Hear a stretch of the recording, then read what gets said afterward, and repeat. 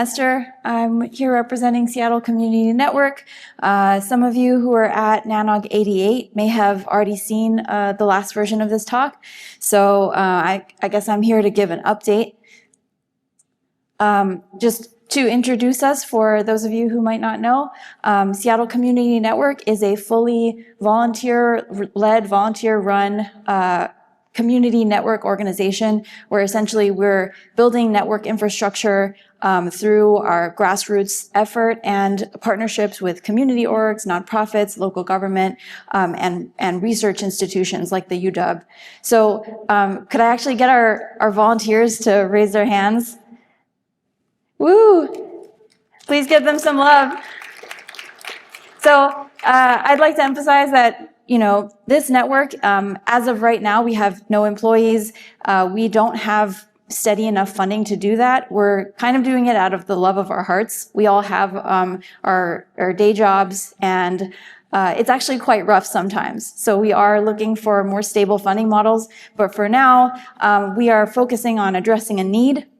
And so what's the purpose of our network? What is a community network even for in a place like Seattle? So our vision is to build free and low-cost access networks in Seattle for those who can't afford to pay for the service or maybe don't even know how to connect to the internet and need devices to do so, et cetera.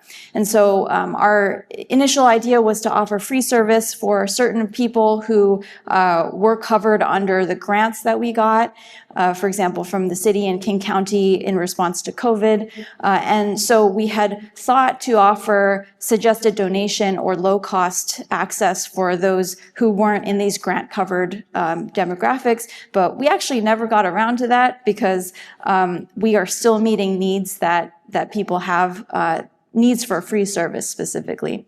And so the niche that we've gotten into is really to cover homeless shelters and low-income housing where people cannot afford access. And mostly, we have some tent city sites, but we have we have some tent city sites, but mostly tiny house villages. So tiny house villages, if you're not familiar, they're popular in the Pacific Northwest as a homelessness temporary solution, where you'll take a plot of land that's empty, maybe something is going to be built on it in a few years, or it's just city land that's going to lay fallow, and they build these tiny sheds, often somewhere between 20 and 70 units. 70 is the largest village we have in our network. And so what we do is we go in and we'll do a site survey. We'll figure out how to bring in an internet connection. For example, we partner with the city to bring in a wired connection in a lot of places, but some places don't have a service provider for a wired connection, so we'll use a 5G modem. And then we'll figure out a cabling plan, we'll make an install plan, and then on the day of the install, we'll come together. Some of the people in these photos are in the audience there. And if you want more details on how we do the network installs, I have a blog post and a couple of other blog posts, for example, on how we use open source software. But basically, we end up with networks that look like this. Often we use Unify gear because it's cheap, sort of everyone knows how to use it. But often we'll end up with a hodgepodge of different gear because we use refurbished, surplus devices, often donated devices. And so we end up with a lot of these heterogeneous network challenges that the Nokia gentleman presented on the first day. And so at this point, we have 13 end user sites with about 200 to 300 users. And some of you might remember, so that's sort of the managed Wi-Fi side of our network. But what we actually started out with is an LTE network back in the pandemic when we first had our research grants.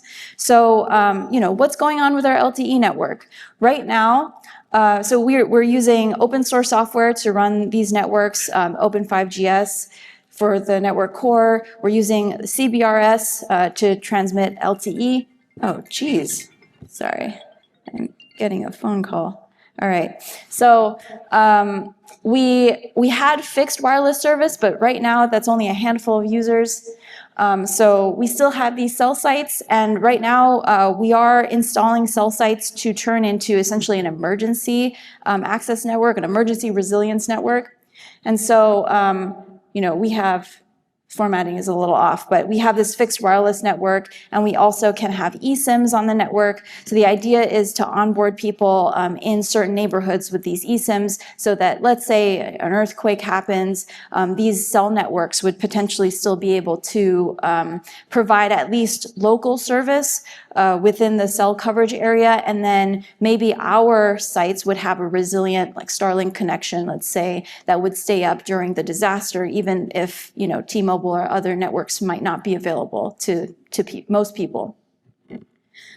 And so our vision is to do, internet service and service learning for both, UW students with whom we had our first volunteers and tech workers and the local community. We'll have educational workshops. We have monthly hack nights. We had public workshops called discotheques.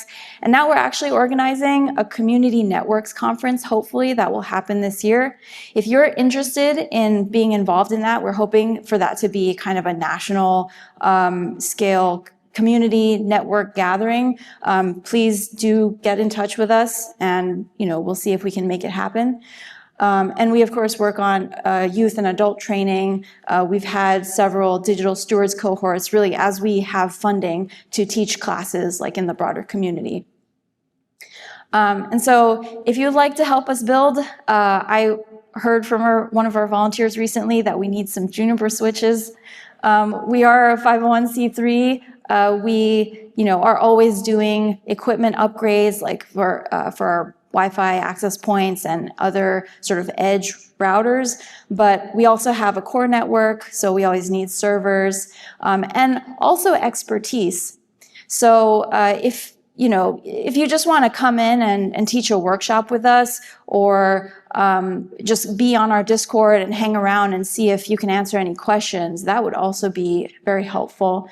We're always looking for peering and transit, transport between some of our sites. And if you've got fiber or wireless backhaul in Seattle for some of our sites where we can't get a free city connection, that would be awesome. And in particular, I think we struggle with social media and outreach because we're a bunch of, engineers and nerds, and social media is often, at least my weak point. So if you have expertise in any of these or some spare cycles, that would be awesome.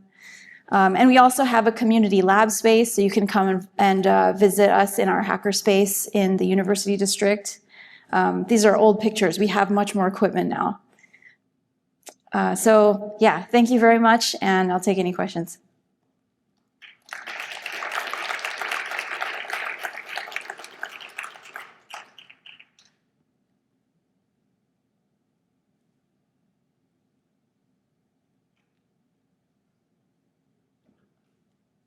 Going once. Twice. There he is. Thank you. Oh, sorry. I can't see. Hey, Ivan from Core 42.